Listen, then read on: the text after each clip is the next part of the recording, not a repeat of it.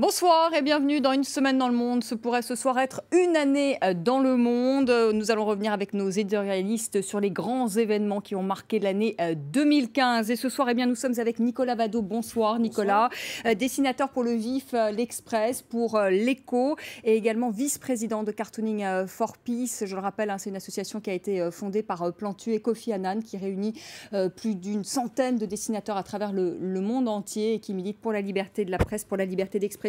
Vous êtes également l'auteur de cette BD 7 ans de bonheur ou presque, où vous revenez en dessin sur la crise économique. Avec nous Ziad Limam. Bonsoir Ziad, directeur du mensuel Afrique Magazine.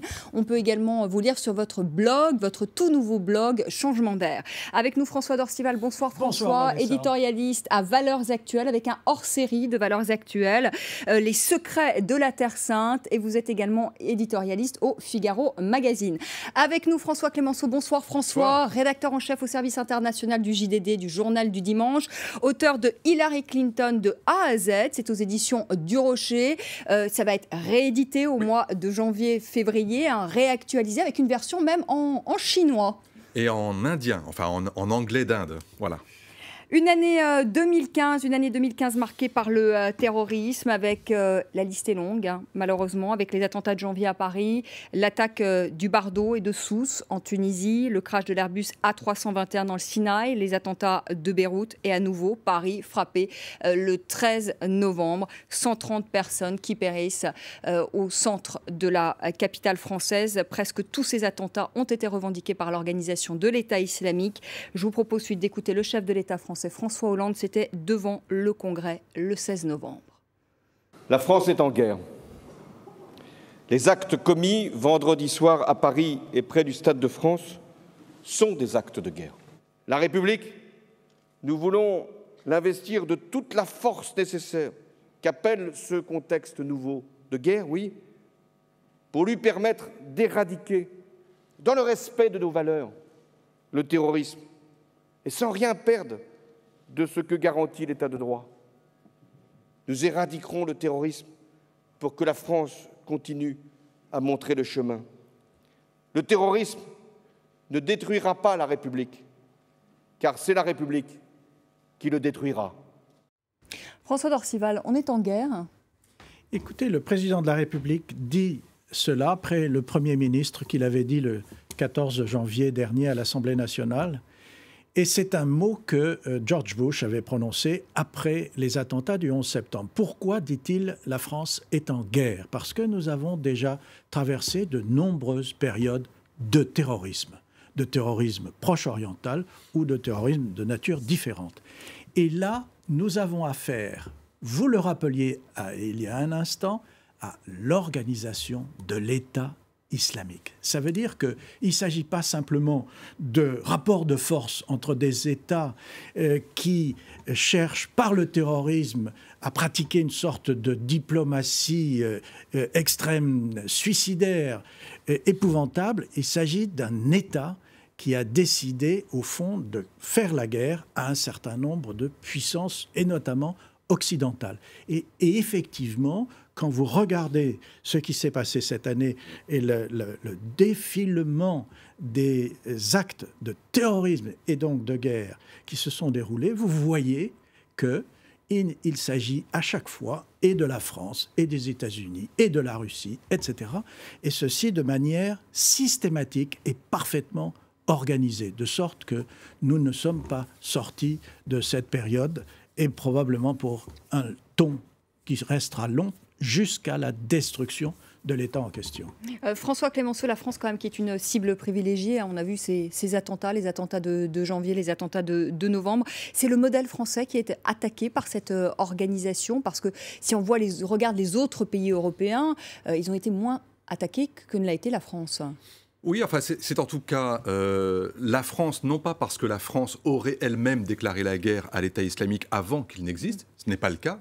En ce sens-là, nous sommes attaqués, mais en même temps, oui, nous ne sommes pas n'importe quel pays. Nous sommes un pays, et c'est très important pour l'État islamique, où il y a une importante communauté musulmane et qui vit sur un passé colonial où il y a des crises identitaires. Et c'est là-dessus que joue l'État islamique. C'est pour ça qu'il nous frappe, nous, et pas un autre. Et donc, la difficulté, lorsqu'on est à la tête de l'État, c'est de se dire... Je fais la guerre à l'extérieur, autrement dit, je combats ces gens sur le terrain d'où ils préparent ces vagues d'attentats contre des cibles françaises ou en France, mais en même temps, nous ne sommes pas en guerre sur notre propre territoire. Nous sommes en lutte avec des moyens policiers, avec des moyens judiciaires, avec des moyens de renseignement pour essayer de déjouer ces attaques ou ces attentats. Et donc c'est pour ça que c'est très difficile, notamment sur le plan politique, lorsqu'on commence à réviser nos lois. Bien sûr qu'il faut les adapter à cette lutte contre le terrorisme, mais en même temps, nous n'allons pas imaginer mener une guerre avec des moyens militaires sur notre propre sol. Mais malgré tout, il y a quand même un terrorisme aujourd'hui de l'intérieur. C'est quand même ce qu'on a découvert aussi cette année. C'est un terrorisme de l'intérieur dans la mesure où la plupart des exécutants de ces attentats sont de nationalité française, sont nés sur le sol français, sont des enfants d'immigrés qui ont choisi la France. Et dans ce sens-là, ça nous pose des questions sur notre modèle aussi. Notre modèle, ou en tout cas la façon dont nous devons répondre à toutes ces actions. Est-ce que, et ça a été l'un des grands débats, en tout cas sur le plan des idées, est-ce que nous avons à nous excuser d'avoir laissé des êtres adopter ce genre de comportement ou partir dans ce genre de dérive? Est-ce que c'est de notre faute? Est-ce que c'est de la faute de la société? Est-ce que c'est de la faute de la politique de l'État français sur son propre sol? Et la réponse est évidemment non. C'est-à-dire qu'on ne peut pas dire c'est nous qui avons donné les armes à ces jeunes gens. Ils les ont choisis eux-mêmes. Et la difficulté, c'est de savoir si oui ou non on doit adopter une posture, mais aussi des politiques pour pouvoir faire en sorte de répondre à des interrogations. C'est pas du tout la même chose. Ça veut dire que sur le plan économique et social, de la même façon qu'on doit faire en sorte de prévenir la criminalité, bien sûr, il y a aussi des moyens de prévenir des formes de dérives identitaires. Et ça, effectivement, ça se fait par des outils qui sont à la fois culturels, intellectuels, économiques et sociaux. Ziad, c'est pas de notre responsabilité quand même ce qui arrive aujourd'hui, ce terrorisme qu'on a découvert en France, ce terrorisme de l'intérieur. C'est une responsabilité peut-être des hommes politiques parce qu'il y a une ghettoisation, parce qu'il y a un problème d'intégration, de chômage des jeunes dans certaines banlieues. Il y a deux prismes de lecture. Le premier prisme, c'est le terrain extérieur, c'est l'État islamique et comment on peut traiter le problème de l'État islamique. Je suis pas tout à fait d'accord avec François quand il emploie le terme d'État. Moi, je pense que c'est une organisation extrêmement sophistiquée, extrêmement puissante, qui s'est installée sur les décombres d'un ordre ancien. De là à parler d'État, je suis moyennement... je suis pas partant et je préfère du coup l'acronyme en arabe que la traduction française d'État islamique. La deuxième chose, c'est qu'il y a une réflexion sur la radicalisation. Mais ça, c'est une réflexion qui est une réflexion, j'allais dire, à long terme. Ça va nous prendre du temps d'essayer de décortiquer les raisons qui font que des gens qui sont supposés être français se retournent contre la France ou se retournent contre l'Amérique ou se retournent contre le pays qui est leur nouveau pays. Ça ne va pas se faire du jour au lendemain. Je pense qu'il faut qu'on prenne... C'est très difficile dans les moments d'émotion et dans les moments de violence. Il faut qu'on prenne tous un tout petit peu un pas en arrière. C'est-à-dire, qu'est-ce qui nous arrive réellement? Quand on dit, par exemple, j'ai remarqué dans votre présentation qu'on n'a pas cité la Turquie. Pourtant, il y a eu des attentats terrifiants en Turquie. C'est vrai, on aurait pu citer la Turquie, tout à fait. Je vais vous donner un autre exemple. On n'a pas cité l'Afrique, on n'a pas cité Boko Haram, on n'a pas cité les filières d'Al-Qaïda en Libye, etc. On voit bien que ce n'est pas une histoire entre la France et l'État islamique, que ce n'est pas une histoire entre nous et d'autres personnes. C'est une histoire globale qui est en train d'arriver, qui a pris des ramifications dans plusieurs continents. On a vu l'incident la semaine dernière avec un vol Air France. Peut-être qu'il y a des ramifications à l'île Maurice, peut-être qu'il y a des ramifications en Amérique latine. Il se passe des tas de choses et je pense qu'on a besoin de respirer, de se dire nous ne sommes pas dans une guerre immédiate, on est dans un conflit multifacette de long terme qui a commencé il y a très longtemps. Juste une dernière chose, on dit par exemple qu'il n'y avait pas de terrorisme islamique. La première attaque terroriste islamique, c'est contre la mosquée de la Mecque en 1979. Donc on n'est pas dans un phénomène récent, c'est quelque chose qui est très ancien, qui prend des ramifications et qui se développe. Qui a changé de nature. Qui a changé de nature. Il a changé de nature. Quand vous dites « je conteste le fait que ce soit un État », mais que ce soit une organisation, je comprends ce que vous dites. Il n'empêche qu'il y a 10 millions d'habitants irakiens et syriens dans les frontières que nous avons définies, qui se trouvent aujourd'hui sous l'autorité de cette organisation, sous l'autorité de fonctionnaires survivants de l'ancienne administration de Saddam Hussein. Et donc tout ça, naturellement, il y a des produits de ce qui a été fait ici et là et des erreurs politiques stratégiques qui ont été faites au moment où l'Irak a été débarrassé de Saddam Hussein, mais où l'on a démoli sciemment l'armée irakienne. Et ce fut une faute stratégique. Mais le jour où cette organisation-là est détruite, nous ne verrons pas le même terrorisme sur notre sol. Nicolas Vado, des dessins.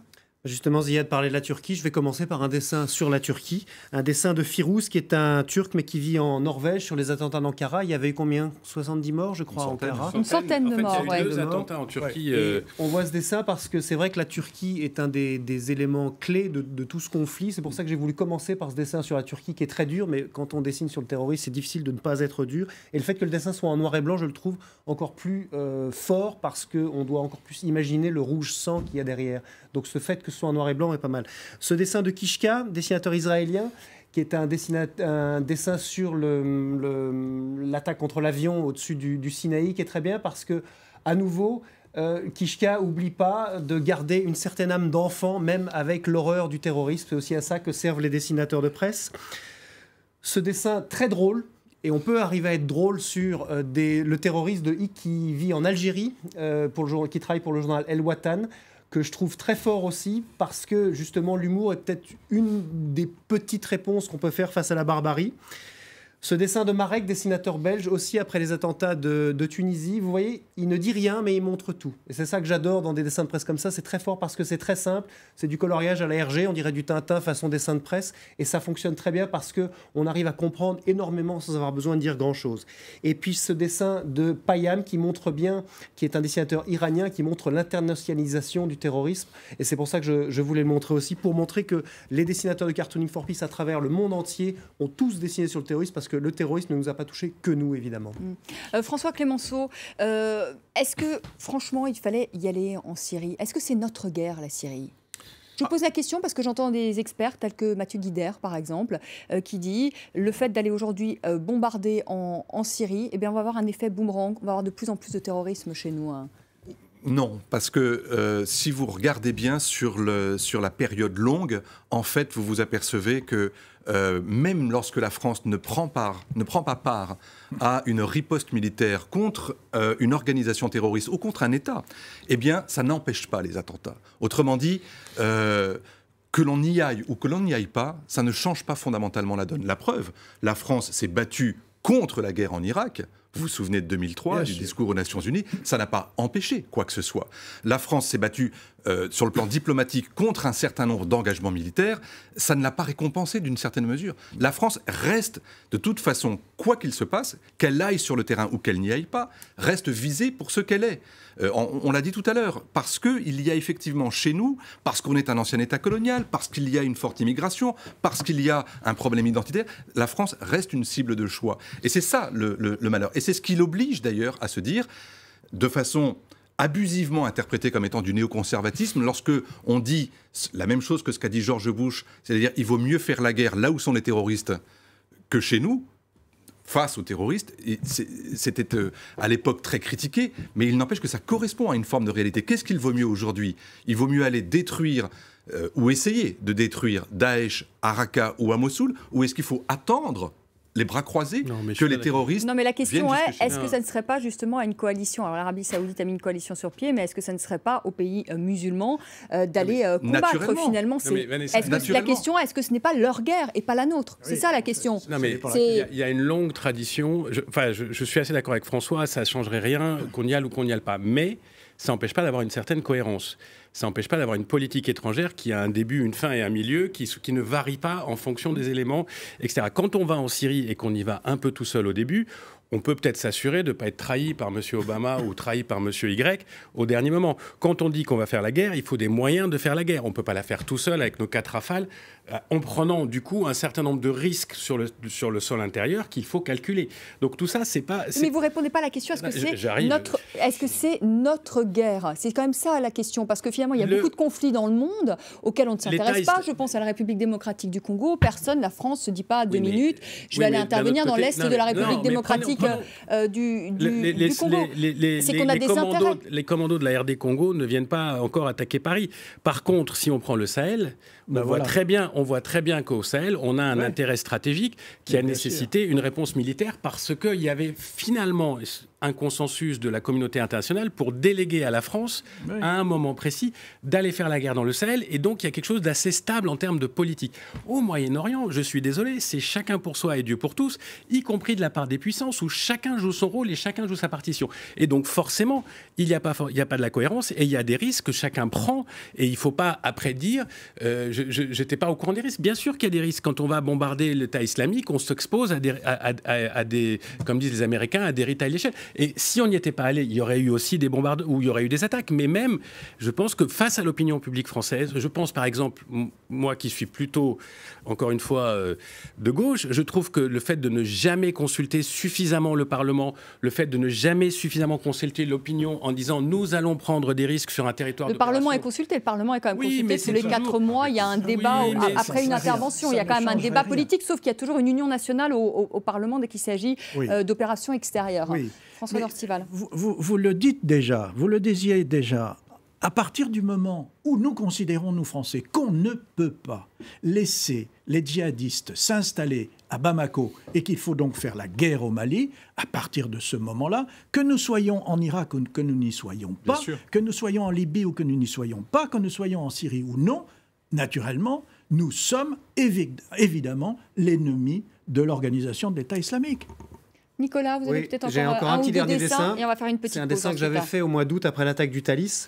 Et si vous regardez, vous voyez des gens qui disent il faut raison garder, statistiquement, on a très peu de chances de se retrouver devant un terroriste, ne soyons pas parano. Et si vous regardez bien derrière le dessin, vous allez voir qu'il y a le terroriste qui est derrière eux, il y en a un dans toute la foule. Et ce que je veux dire, on ne peut pas se dédouaner du conflit à partir du moment où les terroristes en question ne sont pas comme les Saoudiens qui avaient attaqué le 11 septembre. Là, ce sont des Français ou des Belges en l'occurrence. Donc on ne peut pas dire c'est pas nous, parce que ce sont des citoyens de chez nous qui attaquent nos pays à nous-mêmes. Donc on ne peut pas se dédouaner de ça. Et là où je pense que les terroristes ont malheureusement gagné, c'est qu'ils ont instauré la peur, c'est un poison. Et pour faire sortir la peur de la société, ça va prendre beaucoup de temps. On fait une petite pause, le temps du rappel des titres, et puis on se retrouve pour la seconde partie de notre semaine dans le monde, une année qui a été marquée par l'accord, cet accord tout à fait historique sur le nucléaire iranien. On parlera également de la crise des migrants avec cette photo de ce petit Elan qui a bouleversé le monde entier, mais qu'a-t-on fait derrière? Peut-être pas grand-chose, en tout cas peut-être pas suffisamment nous, les Européens. On en parlera avec nos invités dans un instant.